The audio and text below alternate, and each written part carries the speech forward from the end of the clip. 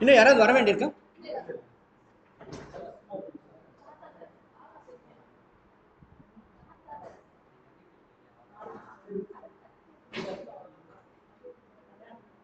அம்மா இப்படி எல்லாம் பண்ணக்கூடாது. இப்படி எல்லாம் இப்படி பண்ணிட்டு இருந்தா பண்ணவே முடியாது. விட்டுரு, பேசாம வந்து உட்காந்துருங்க.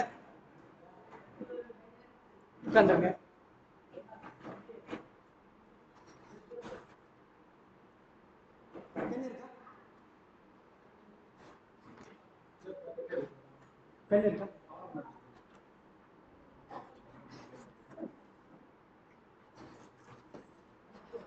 அந்த ஃபர்ஸ்ட் ஸ்லைட் போடுமா? அது ஃபர்ஸ்ட் ஸ்லைட் கொடுத்தா நீ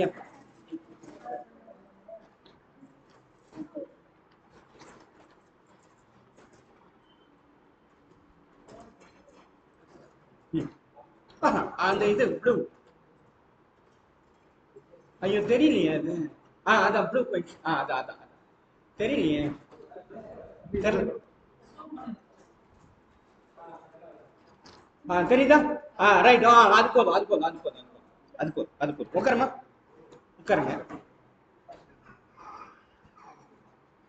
ஃபர்ஸ்ட் அந்த அந்த பிரிண்ட் அவுட் கூட ஒன்று அப்புறமா வச்சுருக்கோம். அடுத்த இதில் பிரிண்ட் அவுட் கொடுத்துருவோம். Right, okay. சரி, நல்லா கவனிங்க, நல்லா கவனிங்க. ஒரு சின்ன ஜெபம் பண்ணலாமா? யார் ஜெபம் பண்றது? நீங்க பண்ணணும். ஸ்தோத்திரம் ஸ்தோத்திரம் ஸ்தோத்திரம்.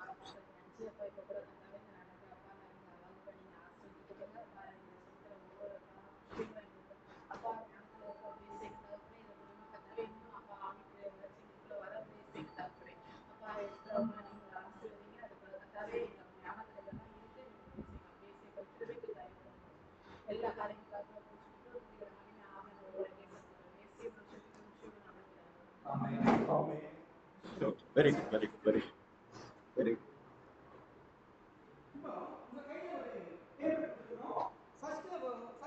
இல்லையா?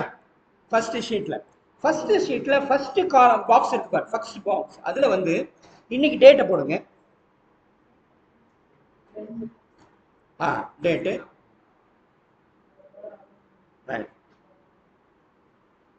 சரியா? இதுல வந்து இன்னு அவுட்டு அப்படின்னு எத்தனை மணிக்கு இந்த கிளாஸ் ஸ்டார்ட் ஆச்சு, எத்தனை மணிக்கு முடியுது. ரைட்டா? இப்போ நாம வந்து எத்தனை மணிக்கு? 11:30 மணிக்கு ஸ்டார்ட் பண்றோம். ஃபர்ஸ்ட் இன் வந்து 11:30 மணி. நீங்க போடுங்க, 11:30 போடுங்க பக்கத்துல. அதுலயே அதுலயே அதுல இல்ல, அதுலயே அதே பாக்ஸுக்குள்ள 11:30 இன்னு முடிச்சுட்டு போகும்போது, நான் சொல்றது புரியுதா? நான் சொல்றது கவனிக்கிறீங்களா? இப்ப இந்த கிளாஸ் எத்தனை மணிக்கு ஸ்டார்ட் ஆகுதோ அந்த நேரம் இன்னு, எப்போ முடியுதோ அப்போ அவுட். ஒருவேளை இப்ப தம்பி வந்து லேட்டா வந்தார் இல்லையா? தம்பி லேட்டா வந்தார். இப்ப நீங்க வந்து முன்னாடியே வந்துட்டீங்க. அவர் எத்தனை மணிக்கு வந்தாரோ அந்த டைம் தான் போடணும். ரைட்டா? அதே மாதிரி யார் யார் எப்போ போறாங்களோ அந்த டைம் அவுட்னு போடணும். ஞாபகம் வச்சுக்கிறீங்களா? புரிஞ்சுக்கங்க. சரி, அடுத்தது ஐயா ஒரு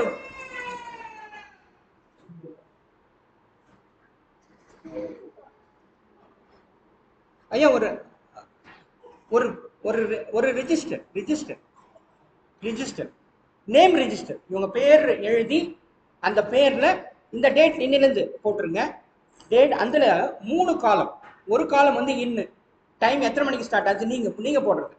அப்புறம் அவுட்டு எத்தனை மணிக்கு, யார் இண்டிவிஜுவலா அவங்க எத்தனை மணிக்கு போனாங்களோ எத்தனை மணிக்கு வந்தாங்க அது. அப்புறம் எவ்வளவு நேரம் அப்படிங்கிற ஒரு காலம். இது ரெகுலரா நம்ம வச்சிருக்கிறோம். இப்ப அவங்களே ரெக்கார்ட் பண்ணிப்பாங்க. நீங்க அது கடைசி வரைக்கும், இந்த செஷன் முடிகிற வரைக்கும், இந்த செஷன் இல்ல, இந்த கிளாஸ் முடிகிற வரைக்கும் நீங்க வச்சிருக்கணும். எப்போ முடியும் அப்படின்னு கேட்டா, அங்க பாத்தீங்கன்னா மொத்தம் 20 கிளாஸ் டிசைன் பண்ணியிருக்கோம். அதுல அது மேல தள்ளி மேல கொண்டு போங்க, மேல கொண்டு போங்க. அறிமுகம் என்பது 2 கிளாஸ், அந்த விசுவாசி என்பது 6 கிளாஸ், சீஷன் என்பது 6 கிளாஸ், பிள்ளை என்பது 6 கிளாஸ், 3 18, அது 2 20 கிளாஸ். இந்த 20 கிளாஸுக்கான நேரம் என்பது ரொம்ப 8 hours டைம் அது. ஆனால் நாம எவ்வளவு நேரம் இருக்க போறோம்னு தெரியாது. இப்ப நான் உங்களை கம்பலும் பண்ண முடியாது. நீங்க எவ்வளவு அதுக்கேற்ற மாதிரி இப்ப மொத்தம் அதுல 40 பாக்ஸ் இருக்கு. எத்தனை பாக்ஸ் இருக்கு? 40 பாக்ஸ் இருக்கு. அப்போ 40 கிளாஸஸ். ஒருவேளை இந்த ஷெட்யூல் வந்து 20 கிளாஸ்க்காக. ஆனால் உங்க டைமை பொறுத்து நாம எவ்வளவு கத்துக்கிறோம் அதை பொறுத்து அது 20 கிளாஸ்ல முடியலாம், 25 கிளாஸ்ல முடியலாம், 30 கிளாஸ்ல முடியலாம், 35 கிளாஸ்ல முடியலாம், அல்லது மேக்சிமம் 40. அதுக்கு மேல போறதுக்கு வாய்ப்பு இல்லை. அதுக்காக தான் அந்த 40 பாக்ஸ். அந்த 40 பாக்ஸ்லயும் நீங்க என்ன போடுவீங்கன்னா டேட்டு டைம், இன்னு அவுட்டு இன்னு அவுட் நீங்களே போட போறீங்க. இப்போ ஒருத்தருக்கு போயிட்டாரு இல்லையா? அப்போ ஒருத்தர் போயிட்டாருன்னா அவரு கிளாஸ் அட்டன் பண்ண மாதிரி கணக்குல வராது. அவர் எப்போ போனாரோ அப்போ அந்த டைம் போயிடும். நாம ஒன்றும் பண்ண முடியும் இல்லையா? அதுக்காக தான் இது. ஏன்னா முதல்ல அந்த டிசிப்ளின் கூட வரணும். டிசிப்ளின் என்பது இன் ஆக்ஷன் அல்லது பை ஆக்ஷன். டிசிப்ளின் என்னது? அல்லது பை ஆக்ஷன். டிசிப்ளின் என்பது நான் செஞ்சாதான் டிசிப்ளின். வெறுமனே டிசிப்ளின் சொல்லிட்டு இருந்தா டிசிப்ளின் வராது. டிசிப்ளின் என்பது பை ஆக்ஷன். நான் செயல்பட்டால் தான். ரைட்டா? சரி, ஓகே, வெரி குட். இப்ப இந்த 20 கிளாஸ் வந்து நான் உங்களுக்கு சொல்லிக் கொடுக்க போறேன். இப்ப எனக்கு சொல்லுங்க, வேதாகமத்தை எத்தனை பேருக்கு தெரியும்? பைபிள் தெரியுமா? பைபிள் தெரியும். பைபிள் என்ன தெரியும்? சத்தியம். சரி,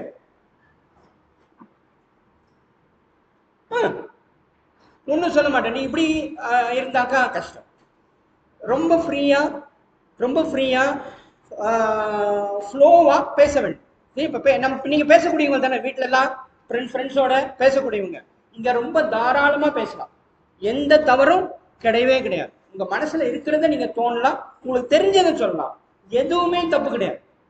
காலையில சொன்னா தம்பி ஒண்ணு சொன்னா, நான் சொன்னா, நான் என்ன சொன்ன தப்புன்னு சொன்னா, என்னோட வழக்கம் என்ன பண்ண மாட்டேன், தப்புனே சொல்ல மாட்டேன். என்னோட மெசேஜ்ல கூட நான் மெசேஜ் எடுக்கும் போது நாங்க பொதுவா என்ன தெரியுமா சொல்லுவோம்? எங்க மெசேஜ்ல ஸ்டார்டிங் என்ன தெரியுமா சொல்லுவோம்? அதாவது 2 காரியத்தை வந்து நான் பேசுவேன். மெசேஜஸ்ல 2 காரியத்தை பத்தி பேசுவோம். என்ன காரியம் அப்படின்னா, ஒண்ணு, நேரத்தை பார்க்க கூடாது. என்னது? நேரத்தை பார்க்க கூடாது. ஒண்ணு. ஏன்னா இது சண்டேனா என்ன? ஓய்வு நாள் வந்து ஒரு மணி நேரத்துக்கோ 2 மணி நேரமோ 3 மணி நேரமோ கிடையாது. ஓய்வு நாள் என்பது என்ன? முழு நேரம். ஆனா ஆவியானவர் நடத்துற வரைக்கும் இருக்கணும். சரியா? ஆனா நம்முடைய வழக்கம் என்ன? நம்முடைய வழக்கம் 2 மணி நேரம், அரை மணி நேரம், 1 மணி நேரம், இல்லையா? அதுதான் நம்முடைய வழக்கம். ஏன்னா நம்ம என்ன பண்றோம், அதுதான் ஒரு நாள் தான் இருக்கிறது லீவு. அதுல பல வேலைகளை நாம அதுல செஞ்சு வச்சிருப்போம். ஆனால் ஆண்டவர் அப்படி சொல்லவே இல்லை. வாசியுங்கள், யாத்ராகமம் 20:10.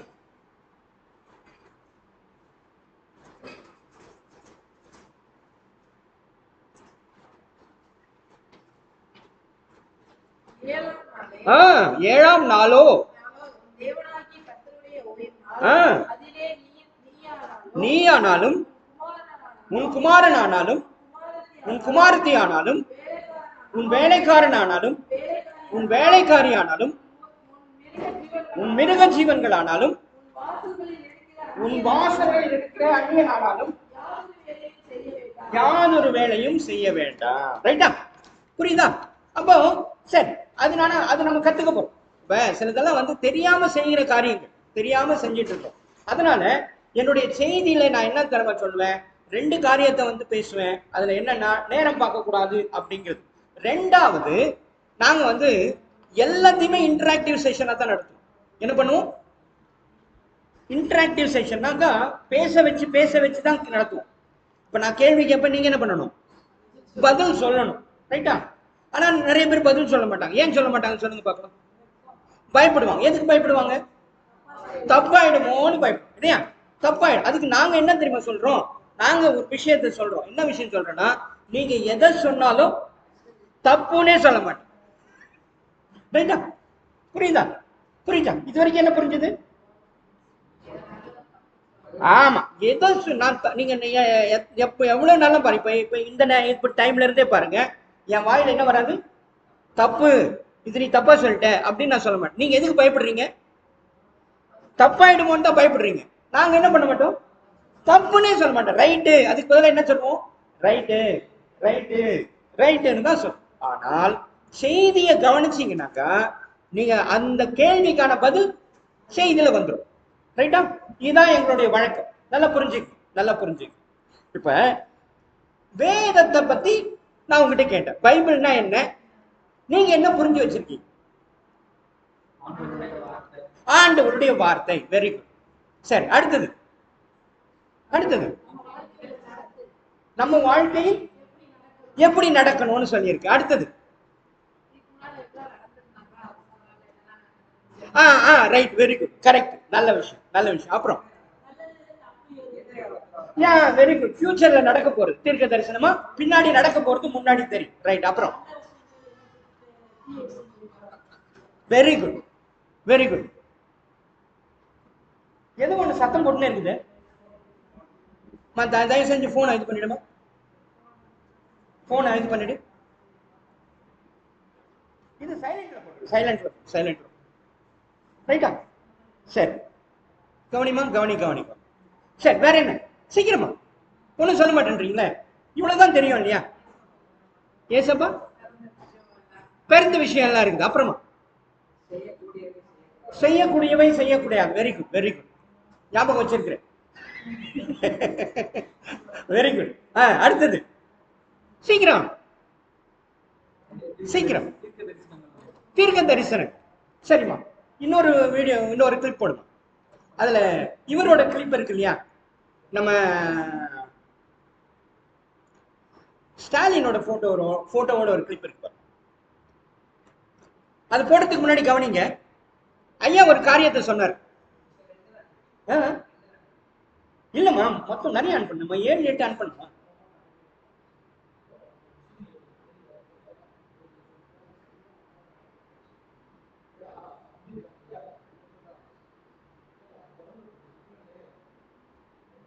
சரி, கவனி கவனி கவனி. இப்ப ஐயா வந்து மெசேஜ் எடுக்கும்போது ஒரு விஷயம் சொன்னார். கலைஞர் வந்து என்ன பண்ணாரா, பைபிள் படிப்பாரா தெரியுமா? பைபிள் படிப்பார். எப்படி பைபிள் படிப்பார் தெரியுமா? எப்படி பைபிள் படிப்பார் தெரியுமா? 108 அதன் மூலமா தான் வந்தது. ரைட்டா? என்ன 108? 10:8. ரைட்டா? 10:8 என்ன வாசிங்க. இலவசமா பெற்றீர்கள் மட்டும் இல்ல, மேல இருந்து முழுசா படிக்கணும்.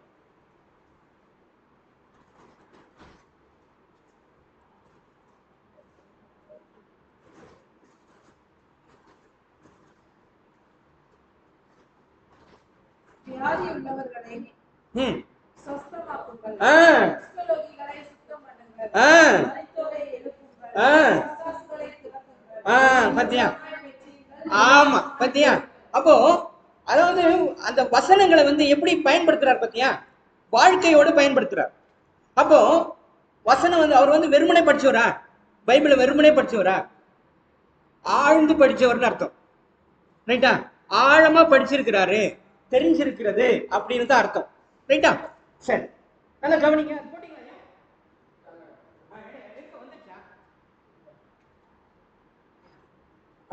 ஆழ்ந்து படிச்சிருக்கிறாரு அப்படின்னு அர்த்தம். ஆழமா ஒரு சத்தியத்தை என்ன பண்ணணும், ஆழமா படிக்கணும், ரொம்ப முக்கியம். இப்ப நாம அது மாதிரி படிக்கிறது இல்ல. இப்ப நான் அன்னைக்கு யாரும் கேள்வி கேட்டேன் இல்லையா, அவங்க சொன்னாங்க ஒரு அதிகாரம் படிக்கிறேன் இல்லையா. இப்ப நம்ம எல்லாம் எப்படி பைபிள் படிப்போம்? நீங்க பைபிள் படிச்சாமா இன்னைக்கு? என்ன படிச்ச? ஒரு அதிகாரம். என்ன அதிகாரம்? சங்கீதம் 91 படிச்சேன். சங்கீதம் 91 தான் படிச்சியா? எப்படி படிச்ச? நான் இன்னைக்கு மெசேஜ் அடிக்க போறேன்னு தெரியுமா உனக்கு முன்னாடி? ரைட், சரி. சங்கீதம் 91 படிச்சிருக்கிறேன். Very good. உன் பேர் என்னம்மா? Vishnu? Vishnu Pandi. Very good, very good. ரைட்டா? அப்ப நல்ல கவனிங்க, நல்ல கவனிங்க. அப்ப ஆழமாக படிக்க வேண்டும். இப்ப அந்த மெசேஜ் போக கிடைச்சதா, வரலையா? இல்ல,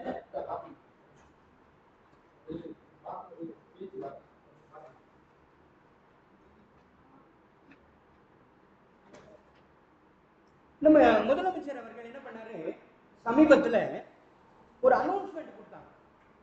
என்ன அனௌன்ஸ்மெண்ட்னாக்கா 300 அந்த இரும்பு கண்டுபிடிப்பு தமிழர்கள் இருந்து தான் ஆரம்பமானது அப்படின்னு சொன்னார் இல்லையா. இரும்பு வந்து தமிழர்கள் தான் கையாண்டாங்க. அந்த வசனத்தை கொஞ்சம் ஃபோக்கஸ் பண்ணுங்க. வசனத்தை ஃபோக்கஸ் பண்ணுங்க. இன்னும் கொஞ்சம் zoom zoom zoom zoom zoom.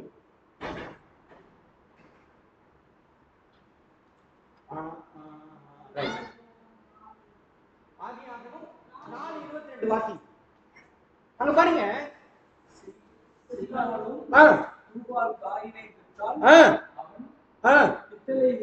போதுமா போதுமா போதுமா.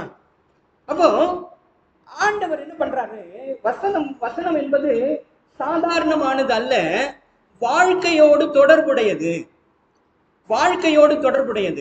முதலமைச்சர் என்ன சொல்றாரு, 5300 ஆண்டுகளுக்கு முன்பாக என்ன பண்ணாங்களா, இரும்பு கையாளப்பட்டிருக்கிறது. அதை கையாண்டவர்கள் யார்? தமிழர்கள். முதல்ல கையாண்டவங்க அவங்கதான் இரும்பை கண்டுபிடிச்சாங்க அப்படின்னு சொல்றாரு. அந்த விஷயம் எதுக்குள்ள இருக்கு? நம்ம சத்தியத்துக்குள்ள இருக்கிறது.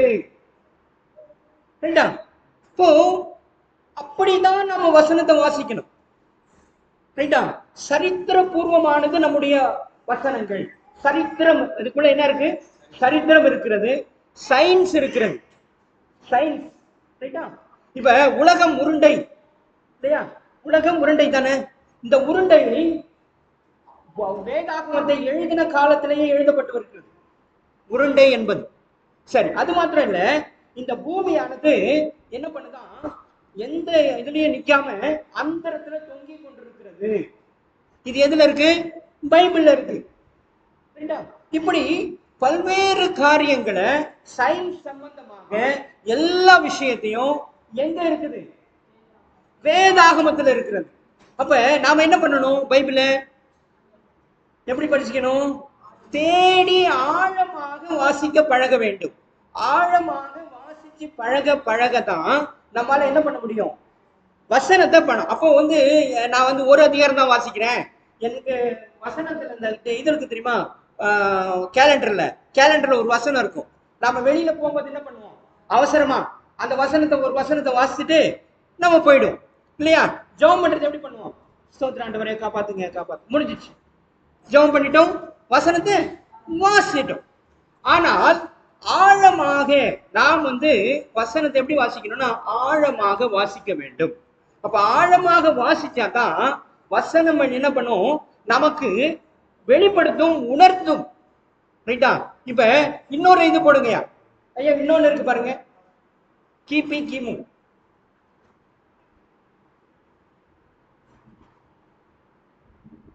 இது பாருங்க. இது பாருங்க, ஆதியாகமம் 50, 25, 26.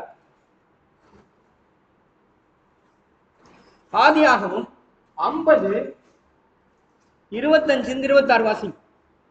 தேவன் உங்களை சந்திக்கும் போது என் எலும்புகளை இவ்விடத்திலிருந்து கொண்டு போவீர்களாக என்று சொல்லி யோசேப்பு இஸ்ரவேல் புத்திரரிடத்தில் ஆடை இடித்து கொண்டான். யோசேப்பு 110 வயதுள்ளவனாய் இருந்தான். அவனுக்கு சுகந்த வர்க்கமிட்டு எகிப்து தேசத்தில் அவனை ஒரு பெட்டியில் வைத்தார்கள். ஆமா, இப்ப எகிப்துல வந்து விசேஷமானது என்ன? எகிப்துல தைலம். அப்புறம் அந்த போட்டோ காட்டுங்க. பிரமிடுகள் தான் விசேஷம். ரைட்டா? வேற எங்கேயும் நீங்க பிரமிடை பார்க்க முடியாது. கரெக்டா? இப்ப வசனம் என்ன சொல்லுது? யோசேப்பு என்ன சொல்றான்? என்னை வந்து பாதுகாத்து வச்சுக்கங்கப்பா, நீங்க போகும்போது என்ன பண்ணணும்? என்னை கையோடு கொண்டு போயிடணும் அப்படின்னு சொல்றான். அப்ப யோசேப்பினுடைய அவனுடைய உடம்பை வச்சதுக்கு அப்புறம் தான் பிரமிடுகள் வந்தது என்பதற்கு ஆதாரம் வேதத்துல இருக்கு. கரெக்டா? பிரமிடு என்பது எப்போ வந்துச்சு? அதுக்கு முன்னாடி அவங்க பதப்படுத்தி எல்லாம் வைப்பாங்க. ஆனா அவங்க என்ன பண்ண மாட்டாங்க, இந்த பிரமிடுகள்லாம் அப்ப கட்டல. ஏன்னா பாதுகாக்க வேண்டும். எப்போ 430 வருஷத்துக்கு அப்புறம் தான் அவங்க இஸ்ரவேலர் என்ன பண்றாங்க? எகிப்திலிருந்து கானானை நோக்கி போறாங்க. அப்ப 430 வருஷமா யோசேப்பினுடைய உடம்பை என்ன பண்ணாங்க? பாதுகாத்து வைத்தார்கள். வைத்த போது இஸ்ரவேலர்கள் புறப்பட்டு போகும்போது என்ன பண்ணாங்க? அவனுடைய எலும்புகளையும் கையோட கொண்டு போனாங்க. ரைட்டா? அப்போ இப்படி பல்வேறு காரியங்கள் வசனத்தோடு இந்த வரலாற்று சம்பவங்களும் இணைந்து இருக்கிறது என்பதை நாம் புரிந்து கொள்ள வேண்டும். இதுவரைக்கும் தெரியுமா? இதுவரைக்கும் நம்ம பார்த்திருக்கோமா? இப்படி பார்த்தது இல்லை. நாம் என்ன நினைச்சிருக்கிறோம்? ஆண்டவர் காப்பாத்துவாரு, ஆண்டவர் கடவுள், நாம ஜெபம் பண்ணா நமக்கு குறை போகும், நம்ம கவலை போகும், இப்படிதான் நினைச்சுக்கிட்டு இருக்கிறோம். ஆனால் அதற்கும் மேலான காரியங்களை ஆண்டவர் நமக்கு செய்ய வல்லவர் என்பதை நான் புரிந்து கொள்ள வேண்டும். ஹல்லேலூயா, ஹல்லேலூயா, ஹல்லேலூயா. முதல்ல அதை நம்ம புரிஞ்சுக்கணும். சரியா? இப்ப நான் உங்ககிட்ட அந்த இதை சொன்னேன், லெசன்ஸ் 20 பாடங்கள். 20 பாடங்களுக்கு அந்த 20 கிளாஸும் இருக்கும். நாம எவ்வளவு நேரம் கொடுப்போம் அப்படிங்கிறத பொறுத்து தான் அது 20ஆவோ 30ஆவோ 40ஆவோ மாறும். அதுக்கான டேப்லெட் காலம் அதுல கொடுக்கப்பட்டிருக்கிறது. ஒவ்வொரு கிளாஸ்லயும் நாம அடுத்த காரியங்களை நாம கற்றுக்கொண்டு கடந்து போகிறோம். ரைட்டா?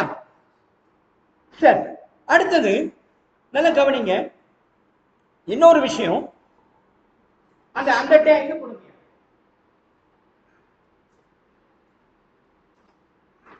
ஆயத்தம் இல்லையா? இது இது ஓகே. 1 ராஜாக்கள், சாரி 2 ராஜாக்கள் 2:10. இல்ல, யாத்ராகமம் 18:19 வாசி. யாத்ராகமம் இது பறக்கும் தட்டு. யாத்ராகமம் 18:19. இல்லம்மா, யாத்ராகமம் 19:18 வாசி.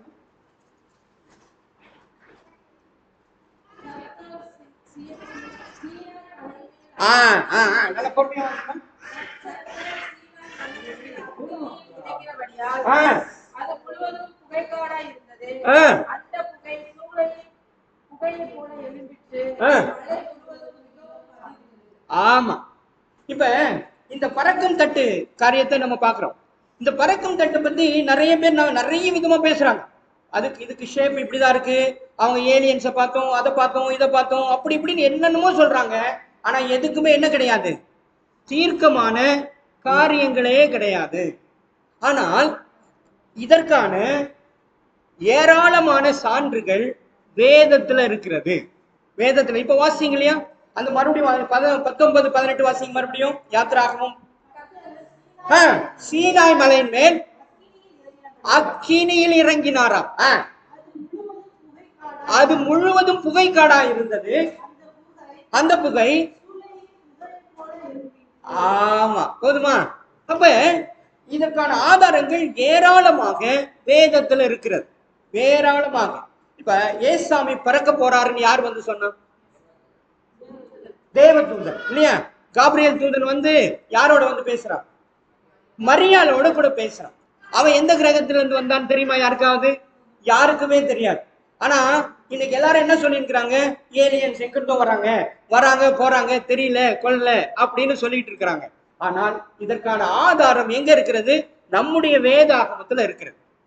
அதுக்கான இப்ப எலியா தீர்க்கதரிசி இருந்தாரா? தெரியுமா? எலியா தீர்க்கதரிசி அவர் எப்படி பரலோகத்துக்கு போனாரு? அக்கினி ரதத்தில் போனார் இல்லையா? அப்போ அது என்னது? அது சரியா? இப்போ இது போல ஏராளமான காரியங்களை வசனம் நமக்கு உணர்த்தி கொண்டிருக்கிறது. நமக்கு தெரியாது. நாம வெறுமனே கர்த்தாவே கர்த்தாவே கர்த்தாவே என்று சொல்லிக் கொண்டிருக்கிறோமே தவிர இந்த மாதிரி வரலாற்று பூர்வமாக சரித்திர பூர்வமாக நாம் ஆராய்ந்து அறிந்து நாம தேவனை என்ன பண்ணல, தொழுது கொள்ளாதவர்களாக இருக்கிறோம். புரியுதா? Right, very good. இப்ப ஆயத்தம் என்ற ஒரு காரியம். ஆயத்தம்னா எழுப்பணும், எழும்பணும். ரைட்டா?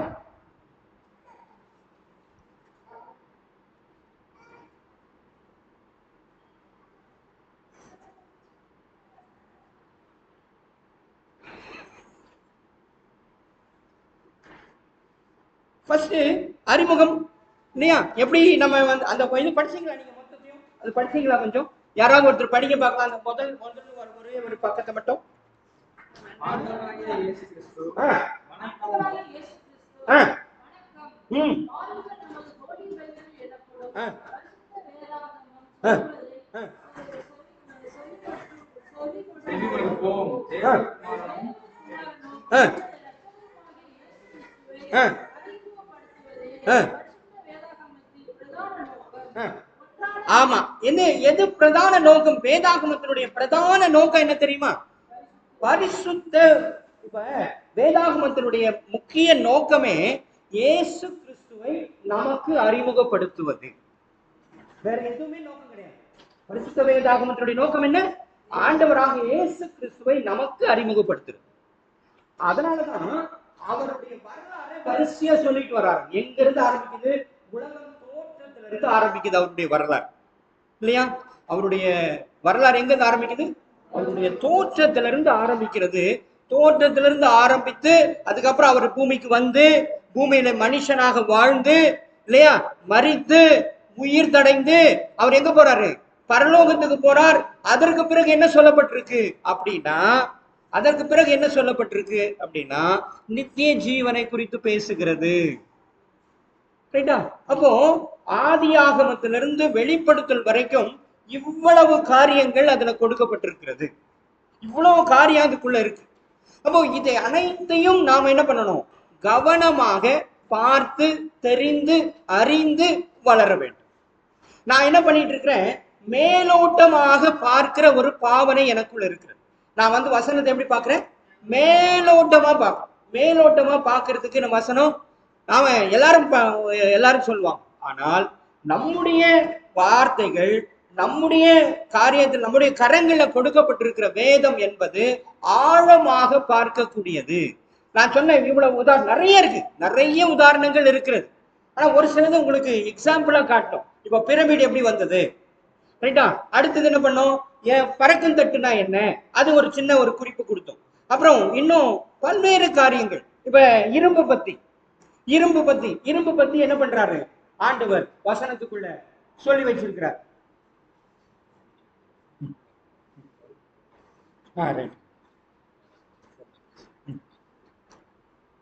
சரிங்களா? அப்போ இவ்வளவு விஷயங்கள் உள்ளடக்கி இருப்பதை நாம் புரிந்து கொள்ள வேண்டும்.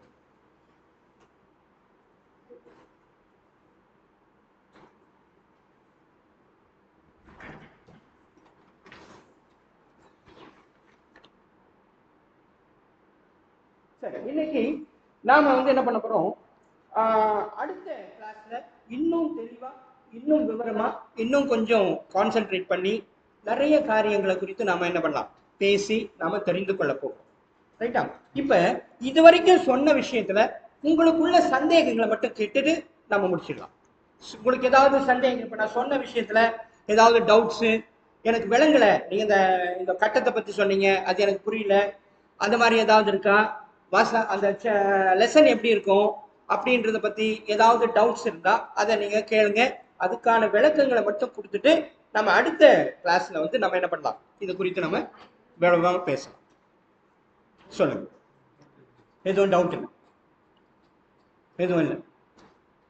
எதுவும்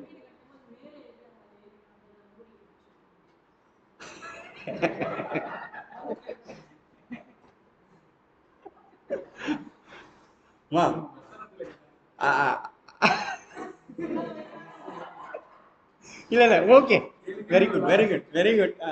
வர தப்பு கிடையாது, வெரி குட். ஆனா நான் என்ன அங்க சொல்ல வந்தேன் அப்படிங்கிறது வேற விஷயம். நான் என்ன சொல்ல வந்தேன்னா, அந்த மாதிரி ஒரு காரியத்தை உருவாக்குறதுக்கு காரணமாக இருந்தது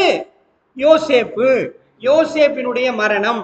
அவனுடைய எலும்பை பாதுகாக்கணும் அப்படிங்கிறதுக்காக தான் அவங்க பிரமிடுன்ற ஒரு கான்செப்டையே கொண்டு வந்தாங்க அப்படின்னு சொன்னனே தவிர கன்ஸ்ட்ரக்ஷனை பத்தி எல்லாம் நம்ம பேசல, இல்லையா? அது கன்ஸ்ட்ரக்ஷன் மூடி எப்படி போட்டாங்க, யார் போய் கட்டினது, எவ்வளவு பேர் கட்டினாங்க, எத்தனை செங்கல்.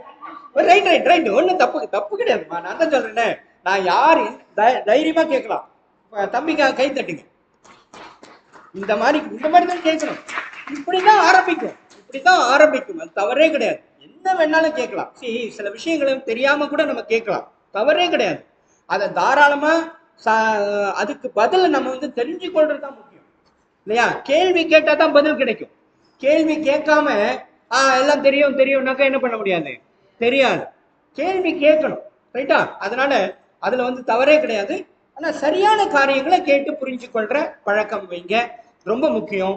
இப்ப கடைசியா நான் முடிக்கிறதுக்கு முன்னாடி ஒரு முக்கியமான விஷயத்த மட்டும் சொல்ல போறேன். இனிமேல் வந்து வேதாகமத்தை நீங்க எப்படி வாசிக்க போறீங்கன்னு மட்டும் எனக்கு சொல்லுங்க. ஆழமா வாசிக்கணும், அர்த்தத்தோட வாசிக்கணும், புரிந்து வாசிக்கணும். அப்ப என்னன்னா ஈடுபாடு வேணும். அதுக்கு ஈடுபாடு இருந்தாதான் அப்படி வாசிக்க முடியும் இல்லையா? இல்லைன்னா வாசிக்க முடியாது. ஈடுபாடு வேணும். ஈடுபாடு எப்படி வரும்? இப்ப உதாரணமா ஒண்ணு சொல்றேன். ரசம் சாதம் வீட்டுல எவ்வளவு சாப்பிடுவீங்க? கொஞ்சமா சாப்பிடுங்க. ரசம் சாதம்னா ரசம்னா விஷம் அப்படின்ற மாதிரி இல்லையா? பிரியாணினா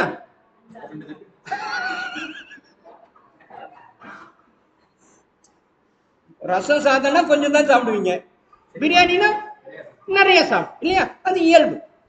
அது மாதிரி தான் ரசமா அதை நம்ம வந்து என்ன பண்ணக்கூடாது, வேதத்தை வந்து பாவிக்க கூடாது, பிரியாணியா வாசிக்கணும். அப்ப அதனாலதான் வாசிங்க. சங்கீதம் 1:2 வசனம். 1:1-2. துன்மார்க்கருடைய ஆலோசனையில் நடவாமலோ, பாவிகளுடைய வழியில் நின்றாமலோ, பரியாசக்காரர் உட்காரும் இடத்தில் உட்காராமலோ, கர்த்தருடைய வேதத்தில் பிரியமாயிருந்து இரவு பகலும் அவருடைய வேதத்தில் தியானமாயிருக்கிற மனுஷன் பாக்கியவான். மறுபடியும் வாசிங்க அந்த 2வது வசனத்தை. நல்ல கவனிங்க, நல்ல கவனிங்க. எப்படி வாசிக்கணுமா? கர்த்தருடைய வேதத்தை என்ன பண்ணுமா? பிரியமா வாசிக்கணும். பிரியமா வாசிச்சாதான் என்ன பண்ண முடியும்? அப்ப பிரியமா பிரியாணி சாப்பிடுற மாதிரி வசனத்தை என்ன பண்ணணும்? பிரியமா வாசிக்கணும். அப்படி வாசிச்சா பல்வேறு காரியங்களை நீங்க என்ன பண்ண முடியும்? புரிந்து கொள்ள முடியும், கற்றுக்கொள்ள முடியும், அதை தொடர்பு படுத்த முடியும். நம்ம வாழ்க்கையில நடக்கிற காரியங்களோடு தொடர்பு படுத்த முடியும். அது தொடர்பு உள்ளது இல்லையா? வசனம் வந்து தொடர்பு உள்ளது. இப்ப நான் சொன்னேன், ஆராய்ச்சி பண்ணி இன்னைக்குதான் கண்டுபிடிக்கிறாங்க. என்னைக்கு? இப்பதான் கண்டுபிடிச்சாங்க. என்னன்னு? 5300 வருஷம் ஆச்சு. அவ்வளவு வருஷத்துக்கு முன்னாடி தமிழர்கள் தான் எதை எடுத்தாங்களாம்? இரும்ப கண்டுபிடிச்சாங்க. அவங்க தான் கையாண்டார்கள் என்பது ஆராய்ச்சியில கண்டுபிடிச்சிருக்கிறாங்க. ஆனா அத ஒரே வார்த்தையில வசனத்துல சொல்லி வச்சிருக்கிறார். கரெக்டா? எங்க சொல்லியிருக்கிறாரு? ஆதி ஆகமத்திலே சொல்லியிருக்கிறார், ஆரம்பத்திலே சொல்லியிருக்கிறார். ஆதாமினுடைய மகனாகிய காயினுடைய வழி, வம்ச வழியில் வந்தவர்கள் அதுக்கு ஆசாரியனா வாழ்ந்திருக்கிறான். எதுக்கு? இரும்புக்கும் பித்தளைக்கும். அவன் தான் ஆசாரியன் போட்டிருக்கிறார். அப்போ எவ்வளவு பெரிய சரித்திர உண்மையை அதற்குள் ஒழித்து வைத்திருக்கிறார். அதே போல நீங்க அந்த கிமு கிபி பாடுப்பா. அடுத்தது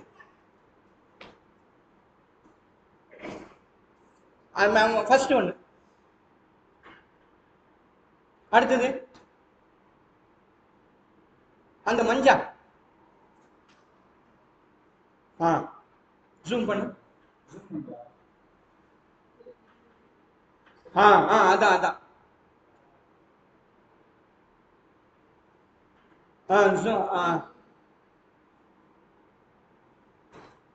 ஜூம். அந்த பாடியில ஜூம் பண்ணு. இன்னும் கொஞ்சம் ஜூம் ஆகல.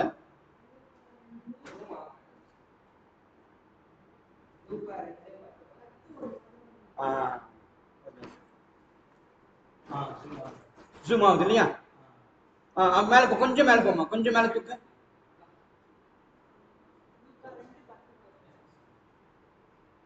ரெண்டு 10-11 வாசிங்க.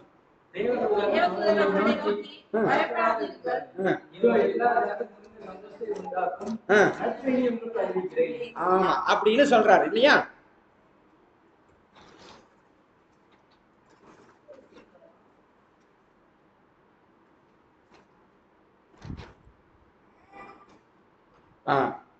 ஆதியாகமம் 10:25.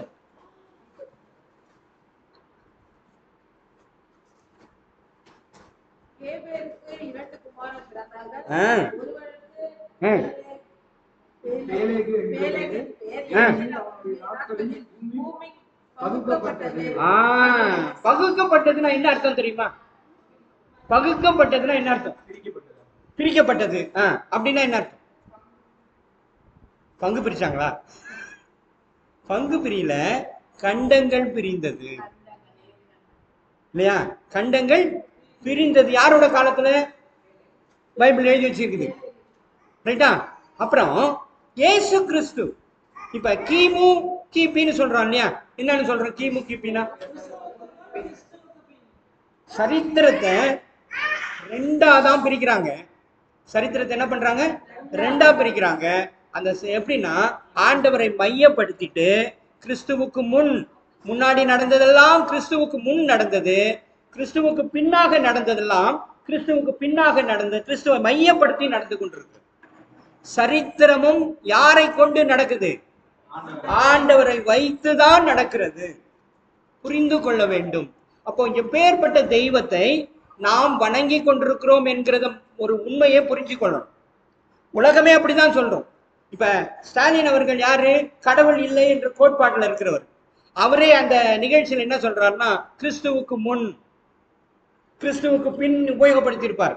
எல்லாருமே சொல்லுவாங்க, எந்த சரித்திர வல்லுநரும் ஆராய்ச்சியாளர்களும் என்னன்னு சொல்லுவாங்க? கடவுளே இல்லைன்னு சொல்றவங்க கூட, அல்லது நான் வேற நம்பிக்கை உள்ளவர்கள் கூட என்ன சொல்லுவாங்க?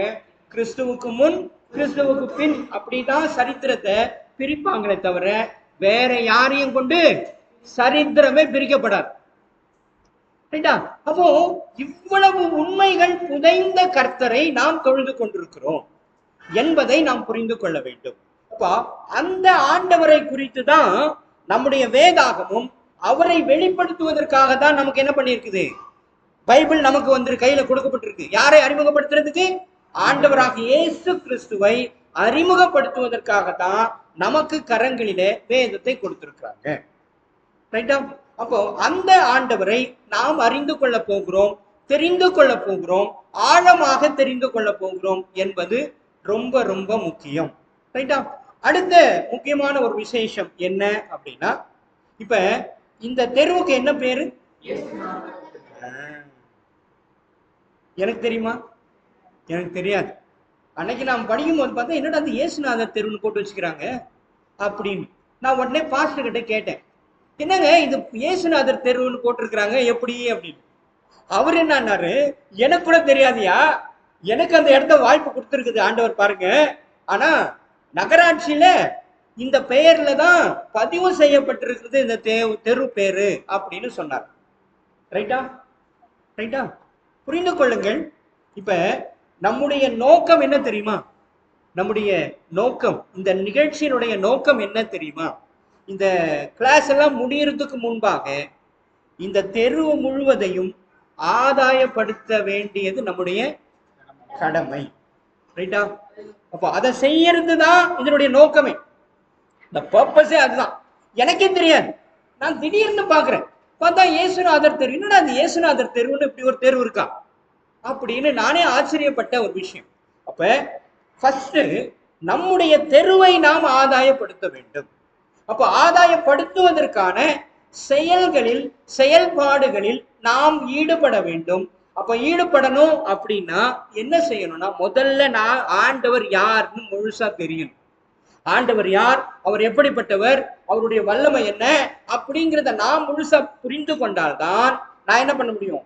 மற்றவர்களுக்கு சொல்ல முடியும். அல்லது சொல்ல வேண்டியதே இல்லை, நான் செயல்பட்டால் போதுமானது, நான் நடந்தா போதுமானது. ரைட்டா? அப்போ இது போன்ற காரியங்களை நாம இன்னும் வரும் காலங்களில் நாம நிறைய கற்றுக்கொள்ள போகிறோம், தெரிந்து கொள்ள போகிறோம். ஆகவே அதற்கு ஆயத்தமாக இனி வரும் காலங்களிலே வாருங்கள். டிஸ்டர்பன்ஸ் இல்லாம இருக்கணும் கொஞ்சம், அதுக்காக கொஞ்சம் பிரயாசம் எடுங்க. ரைட்டா? அப்பதான் அந்த நாம என்ன பேச வரோம் அப்படிங்கிறத நம்ம கொண்டு போக முடியும். அப்படி இல்லைன்னா நிறைய தடை வரும். அது மாதிரி பண்ணாம பார்த்துக்கணும். கொஞ்சம் டைம் ஒதுக்கி நம்ம ஸ்பேர் பண்ணி நம்ம இந்த காரியங்களை கற்றுக்கொள்றதுக்கு பிரயாசம் எடுக்க நாம் முயற்சிப்போம். அப்பொழுது நிறைய விஷயங்களை நாம கற்றுக்கொள்ள முடியும். அடுத்த ஒரு முக்கியமான விஷயம், மற்றவர்களையும் அழைத்து கொண்டு வாருங்கள். ரைட்டா? மற்றவர்களையும் சொல்லி இல்ல நம்ம போய் கத்துக்கலாம், நல்ல விஷயம் அப்படிங்கிற மனநிலையோடு கூட நீங்க வருவீர்களானால் நாம் பெரிய காரியங்களை செய்ய முடியும். அப்ப நம்ம இந்த தெருவை முதலாவது ஆதாயப்படுத்துறோம். அப்ப ஆதாயப்படுத்துறதுக்கு என்ன காரணம்னா நம்ம வீட்டை நம்ம ஆதாயப்படுத்தணும் இல்லையா? தெருவை ஆதாயப்படுத்துறதுக்கு முன்னாடி என்ன பண்ணணும்? நம்ம வீட்டை ஆதாயப்படுத்தணும். வீட்டை ஆதாயப்படுத்தணும்னு என்ன பண்ணணும்? ஜெபம் பண்ணிட்டா நடந்துருமா? ஜெபம் பண்ணிட்டா நடக்காது. இப்ப என்ன இவர வீட்டார் என்ன பண்ணுவோம்? வீட்டுல இருக்கிறவங்க என்ன நினைப்பாங்கன்னா, உன் பேர் என்னமா?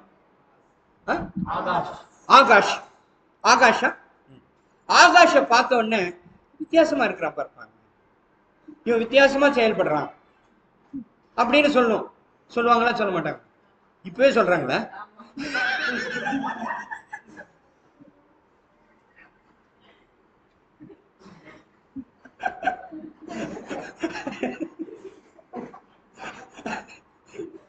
சரி, எப்படி நீங்க என்ன?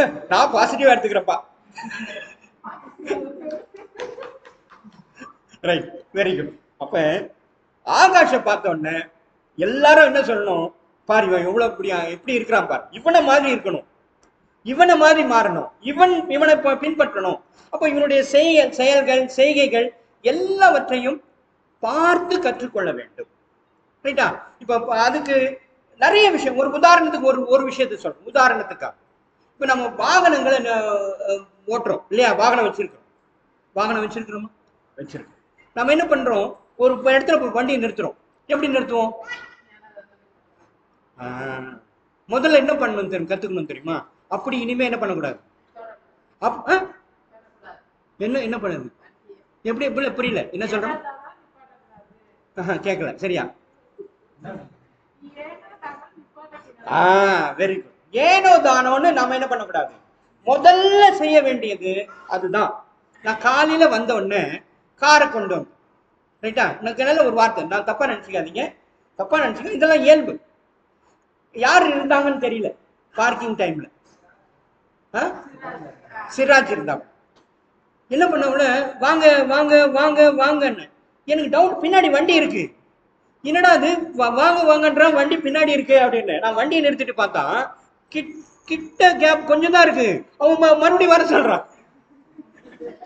அப்ப நான் கேட்டேன், ஏன்பா இடிச்சுட்டு போய் பார்த்தா நிறுத்தி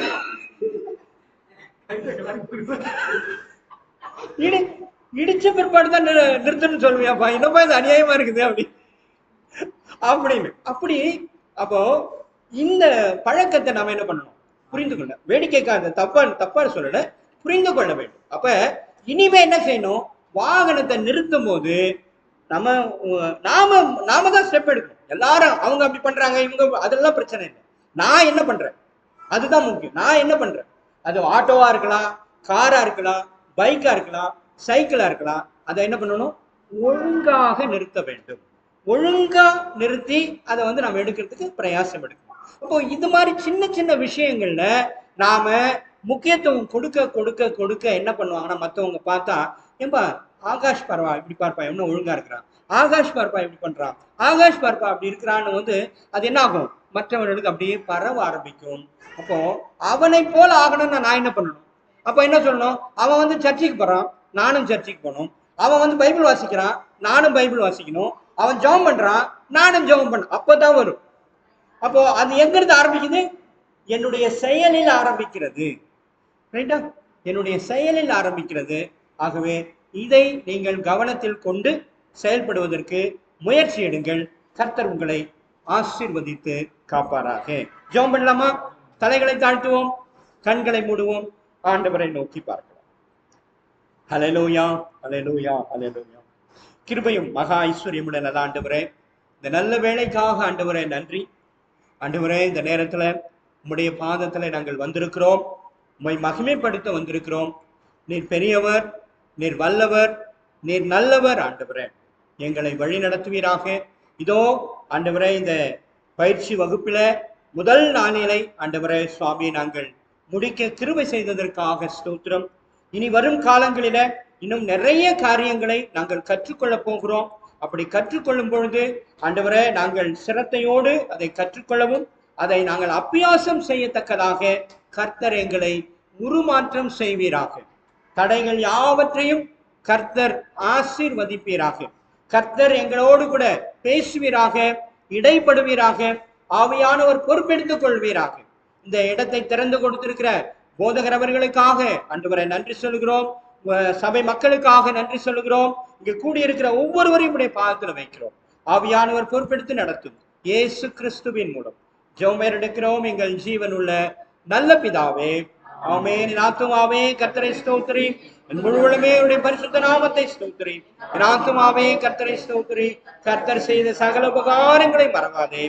ஆமென். நமது ஆண்டவராகிய இயேசு கிறிஸ்துவினுடைய கிருபையும் பிதாவாகிய தேவனுடைய அன்பும் பரிசுத்த ஆவியானுடைய ஐக்கியம் வழி நடத்தலும் ஆசீர்வாதம் இன்றும் என்றும் சதா காலங்களிலும் நம் அனைவரோடும் தங்கி தாவருக்கு வழி நடத்துவாராக. ஆமென். தோத்திரம் தோத்திரம் தோத்திரம் தோத்திரம். கிளாஸ்